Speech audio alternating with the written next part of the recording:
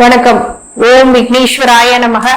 குலதெய்வமான ஸ்ரீ பொன்னம்பல சுவாமி, ஸ்ரீ பொன்முத்து கருப்பண சுவாமி, அங்காள பரமேஸ்வரி பாப்பாத்தியம்மன் துணையுடன் இந்த நாள் இனிய நாளாக அமைய அனைவரின் அவரவர் குலதெய்வம் காத்து அருள் பாலித்து பிரம்மாண்ட வெற்றியை கொடுக்க வணங்குகின்றேன். இன்று பிறந்த நாள் மற்றும் திருமண நாள் காணும் அனைத்து சொந்தங்களுக்கும் என்னுடைய நல்வாழ்த்துக்கள். பொதுவா பாத்தீங்க அப்படின்னா மகர ராசிக்காரங்க, அதாவது அஞ்சா நெஞ்சம் அப்படின்னு சொல்லலாம். மகர ராசிக்காரங்க எதுக்கும் பயப்பட மாட்டாங்க.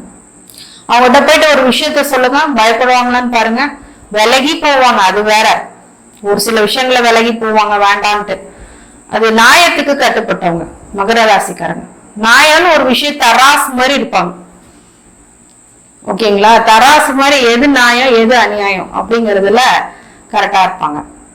அப்ப இவங்களை தன்னுடைய மக்கள், தன்னுடைய மகன் மகள் பேரன் பேத்தி இவங்களும் ரொம்ப அந்யோன்யமா அன்பா இருக்கக்கூடியவங்க மகர ராசிக்காரங்க. மகர ராசிக்காரங்க ஒருத்தவங்க வீட்டுல இருந்தாங்கன்னா அவங்க ரொம்ப கொடுத்து வச்சவங்க, அன்புல கட்டி போடுறாங்க, கட்டுப்படுத்தக்கூடியவர்களாக இருப்பாங்க. சில நேரத்துல அந்த அன்பு சில நேரத்துல ரொம்ப இரிட்டேஷனா மத்தவங்களுக்கு தெரியுமே தவிர உங்க அன்பு விலை மதிப்பெற்றதுங்கிறது அப்புறம் போக போக புரிஞ்சுப்பாங்க. மகர ராசிக்காரங்க 40 வயசு வரைக்கும் ஒரு பெரிய முன்னேற்றம் அப்படிங்கிறது இருக்குமான்னு கேட்டீங்கன்னா அவ்வளவு பெருசா இருக்காது. ஆனாலும் மகர ராசிக்காரர்களுக்கு அடுத்த வருகின்ற பிற்காலத்துல வருகின்ற காலங்கள் கொஞ்சம் நல்லா இருக்கும்.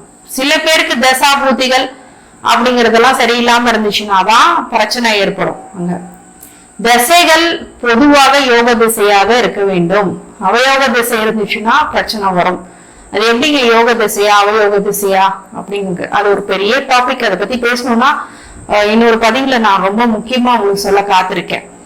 அதே மாதிரி எடுக்கின்ற முயற்சிகள் மகர ராசிக்காரங்களுக்கு ஒரு முழுக்க மாற்றங்களை ஏற்றங்களை கண்டிப்பா இந்த காலகட்டங்கள் கொடுத்துரும். பிரச்சனைகள் இருந்து நிவர்த்தி பெறக்கூடியதாக இருக்கும்.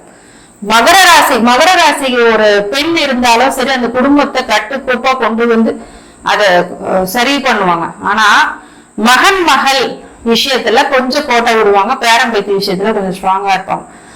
அப்போ இந்த காலகட்டங்கள்ல அவங்களுடைய எல்லா கணவருடைய விஷயம், அவங்க விஷயம் எல்லாத்தையும் பார்ப்பாங்க. ஆனா மகன் மகளோட விஷயத்த கொஞ்சம் கோட்டை விட்டுருவாங்க. அப்ப மகர ராசிக்காரங்க இந்த காலகட்டத்துல ரொம்ப ரொம்ப உஷாரா இருக்கும்.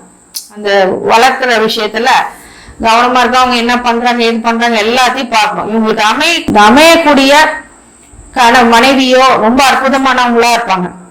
சில பேத்துக்கு மகர ராசிக்காரங்களாலதான் அவங்க மனைவியோ அவங்களுக்கு கணவனோ அமைகிறது ரொம்ப நல்லவங்களும் அமையுவாங்க. அப்ப இவங்களுக்கு எப்படின்னா நல்ல ஒழுக்கம் நல்ல விஷயங்கள் எல்லாமே இவங்களுக்கு ஆட்டோமேட்டிக்கா கிடைச்சிரும். ரொம்ப அதாவது அந்த மனைவியா இருக்கும் போது இவங்களுக்கு நல்ல குடும்ப அமைப்பை கொடுக்கறவங்களும் அவங்க மனைவியா தான் இருப்பாங்க. கணவனா இருக்கும் போது மனைவியா இருக்கும் போது கணவனுக்கு நல்ல ஒரு மனைவியாக கண்டிப்பா செயல்படுவாங்க. மகர ராசிக்காரங்கள் என்னைக்கும் சிகரத்தை நோக்கிதான். அதே மாதிரி இந்த ஆகஸ்ட் 2026 பலன்களை பொறுத்த வரைக்கும் மகர ராசிக்காரங்களுக்கு எப்படி 7ஆம் இடத்துல சூரியனும் குருவும் உச்சம் பெற்று இருக்கிறது அப்படிங்கிறது இதுல உங்களை சமசப்தமா லக்னத்தை பாக்குறாரு, சூரியனும் பாக்குறாரு, அப்போ குருவும் பாக்குறாரு, உச்சம் பெற்று பாக்குறாரு. அதுதான் முக்கியம். உச்சம் பெற்று பார்க்கும்போது உங்க மனைவி வேலையில ஒரு லாபங்கள் அப்படிங்கிறது ஏற்படும். அதே மாதிரி சூரியன் பார்க்கும்போது ஒரு கெத்து அப்படின்னு சொல்லுவாங்க இல்லையா, அந்த கெத்து இப்போ உங்களுக்கு அதிகமாகும். அதாவது தான் அப்படிங்கிற ஒரு விஷயத்த இப்போ நிரூபிப்பாங்க. ஏன்னா இப்ப 7.5 சனி எல்லாம் முடிஞ்சு போய் 7.5ல பட்ட கஷ்டம்லாம் விலகி இப்போ உங்களுக்கு ஒரு மாஸ்டர் பீஸ் நடக்கும். அது உச்சம் பெற்ற ஆட்சி பெற்ற கிரக திசைகள் நடந்தா இன்னும் யோகம், இன்னும் 100% இருக்கும். அப்ப இந்த காலகட்டங்கள்ல மகர ராசிக்காரங்க சூப்பரான வெற்றியை பெறக்கூடியதாக இந்த காலகட்டங்களுக்கும் அரசாங்க வழியிலும் மனைவி வழியிலும் நல்ல விஷயங்கள் நிறைய நடக்கும். அதே மாதிரி உங்களுடைய குரு மகரத்துக்கு பெரிய நல்லது பண்ணாது அப்படின்னு நினைக்காதீங்க. நீசம் பெற்றுரும் மகரத்துல உட்கார்ந்து. நீசமாவே இருந்தாலும் இந்த குரு உச்ச குரு 7ல உட்கார்ந்து உங்க சமசப்தமா உங்களை பாக்குறாரு அப்படிங்கும் போது நன்மை அதிக அளவுலதான் பண்ணணும். அடுத்தது 8ல வரக்கூடிய சூரியன் தான் உங்களுக்கு சிறு கௌரவ குறைச்சல்கள் சின்ன சின்னதா வரும். அதை பார்த்து டென்ஷன் ஆகாதீங்க.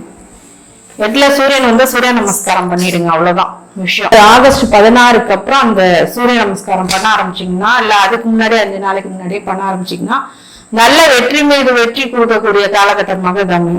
6ல இருக்கக்கூடிய செவ்வாய் புதன் உங்களுக்கு கண்டிப்பாக மறைவுக்கு போயிட்டாரு. அப்ப என்ன ஆகும் அப்படின்னா குடும்ப அமைப்புல நோய் எதிரி கடன் வர்றதுக்கு வாய்ப்பு இருக்கு. இந்த நோய் எதிரி கடன் 3 சொல்றேன்னா அதுல 2வது கொடுப்பாரு.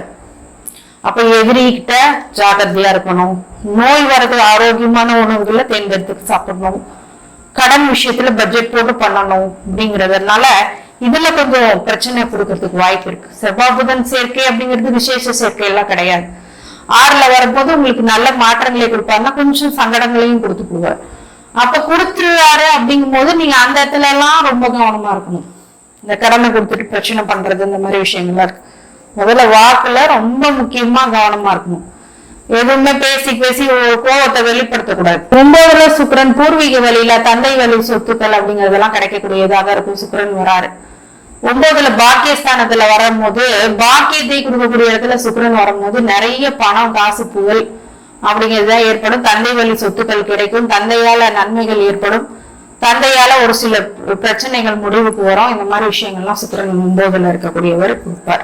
3ஆம் இடத்துல சனி வக்ரமா இருக்கிறார். அப்படிங்கும் போது இந்த ஆகஸ்ட் மாதத்துல நீங்க கொஞ்சம் கவனமான செயல்களை செயல்பட வேண்டும். அதாவது 3ஆம் இடம்ங்கிறது முயற்சி ஸ்தானம், வெற்றி ஸ்தானம். அப்படிங்கும் போது முயற்சியில சில தடைகள் ஏற்படும். சனி வக்ரமா இருக்கிறதுனால பெரிய ஆபத்துகள்லாம் ஒண்ணுமே கிடையாது. செயல் பண்ணும் போது கொஞ்சம் யோசிச்சு 100 தடவை யோசிச்சு செயல்படுங்க. கண்டிப்பா வெற்றிகளை அது மிகப்பெரிய அளவுல கொடுத்தே தீரும். சரி, மகர ராசிக்காரங்களுக்கு வேற என்ன நல்ல விஷயங்கள் இருக்கு அப்படின்னா, ஜெயஸ்தானத்துல போய் சனி உட்கார்ந்து இருக்கிறது அப்படிங்கிறது முயற்சிகளை தடை தாமதங்கள் ஏற்பட்டாலும் நிரந்தர வெற்றி அப்படிங்கிறது கண்டிப்பாக உருவாகும் அப்படிங்கிறதுல மாற்று கருத்து இல்ல. சரி, ராகு கேது என்ன நிலையில? 2ல ராகுவும் 8ல கேதுவும் இருக்காரு. இந்த 2ல ராகு இருக்கும் போது பொதுவாக தன குடும்ப வாக்குல இருக்கும் போது சர்ப்பதோஷத்தை உருவாக்குவார். அப்ப இந்த 2ல ராகு இருக்கும்போது தன குடும்ப வாக்குல ராகு பிரம்மாண்டமா யோசிக்கிறது. ஒரு வீட்டை பிரம்மாண்டமா கட்டணும், நம்ம குடும்பத்துக்காக கட்டணும் அப்படின்னு சொல்லிக்கிட்டே இருந்தீங்கன்னா பிரச்சனை உருவாயிடாங்க. அதே மாதிரி பொருளாதாரத்துல இருக்கும் மிகப்பெரிய அளவுல சம்பாதிக்கணும்னு நினைப்பீங்க. ஆனா வர்றது என்னமோ ஒரு கால்னா கஷ்டம். அதாவது எப்படின்னா நீங்க ஒரு ரூபாய் யோசிச்சீங்கன்னா கால்னா வரும். அந்த மாதிரி நீங்க 10 ரூபாய்க்கு யோசிச்சீங்கன்னா 5 ரூபாய்க்கு வரும். அவ்வளவுதான். அப்ப அந்த இடத்துல நீங்க நிதானிச்சுக்கணும். வாக்குல ராகு இருக்கிறதுனால கண்ட கெட்ட வார்த்தைகள்லாம் பேசுறதெல்லாம் தவிர்க்கணும். மோசமான வார்த்தைகளை தவிர்க்கணும். அப்ப இந்த இடத்துல என்னன்னா பிரச்சனையை உருவாக்கி விட்டுரும். இடம் செவ்வாய் புதன் ஒரு கருல வேகத்தை அதிகப்படுத்தி விட்டுருவார். அப்ப பிரச்சனைகளை அதிகமா கொடுத்துருவார். அப்ப இங்க நிதானமா இருக்கணும், பொறுமையா இருக்கணும். சர்ப்பதோஷத்தை உருவாக்குவதனால சர்ப்ப கிரகங்கள் ஆன ராகு கேதுக்கு போயிட்டு விளக்கேற்றி வழிபடுறது, எலுமிச்சு போல விளக்கேற்றுறது, உக்கர தெய்வங்களை வழிபடுறது. உக்கர தெய்வங்களா இல்ல எனக்கு குலதெய்வ வழிபாடு பண்றேன் அப்படின்னா குலதெய்வ வழிபாடு பண்ணா அம்மனா இருந்தா எலுமிச்சு போல மாலை போடலாம். உக்கர தெய்வங்களுக்கு காளியம்மன், அங்காள பரமேஸ்வரி இப்படி நிறைய சுவாமிகள் இருக்கு. காளி தேவி, அதுக்கப்புறம் பைரவர், அப்புறம் முனீஸ்வரன், காத்து கருப்பு சுவாமி, அப்புறம் உங்களுடைய இப்போ நிறைய கன்னிமார் தெய்வங்கள், உக்கர தெய்வங்கள் இருக்கு, வராகி, அந்த மாதிரி தெய்வங்களுக்கு எல்லாம் மாலையிட்டு வழிபடுறது ரொம்ப ஏற்றத்தை அது கண்டிப்பா கொடுக்கும். குலதெய்வ வழிபாடு முக்கியமானது, அதை மட்டும் விட்டுறாதீங்க. மகர ராசிக்காரங்க 5லயே சனி உட்கார்ந்து இருந்தா கூட, பூர்வீகத்திலேயே உட்கார்ந்து இருந்தா கூட பரவாயில்ல. நீங்க குலதெய்வத்தை விடக்கூடாது. நிறைய பேர் 5ல சனி இருக்கு ஜாதகத்துல, நான் பூர்வீகத்துக்கு போறது இல்ல, பூர்வீக சாமி குலதெய்வம் எப்பவுமே தப்பு பண்ணாது, உங்களுக்கு கெடுதல் பண்ணாது. எந்த ஸ்தானத்துல இருந்தாலும் நீங்க போய் அதை கும்பிட்டுதான் ஆகணும். கும்பிட்டீங்கன்னா அது மிகப்பெரிய நல்ல பலனை கொடுத்துருவோம். குறைஞ்சது உங்களுக்கு பெரிய பிரச்சனை இல்லாம பாதுகாக்கும். அப்படி மகர ராசிக்காரங்களுக்கு இந்த காலகட்டங்கள் அனைத்து ஐஸ்வர்யங்களும் சகல சௌபாக்கியங்களும் மன நிம்மதியும் ஆரோக்கியத்தை கொடுக்க வேண்டும் என்று என் பெருமான் ஸ்ரீவாரி பெருமாளை வேண்டி வணங்குகின்றேன். வாழ்க வளமுடன். ஓம் நமோ நாராயணா. நன்றி.